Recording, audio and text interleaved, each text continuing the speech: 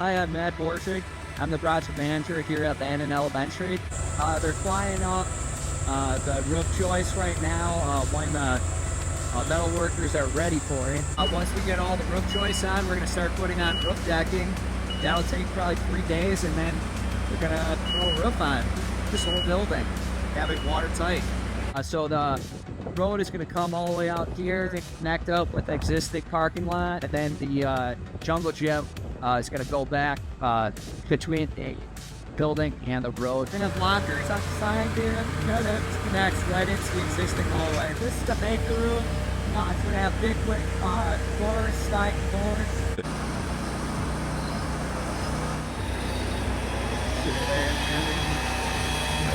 Right now we'll be finishing this project mid-June, and then once the kids get out, we're going to go into the existing building as well and renovating the existing portion as well. And our goal is to have it done mid-August.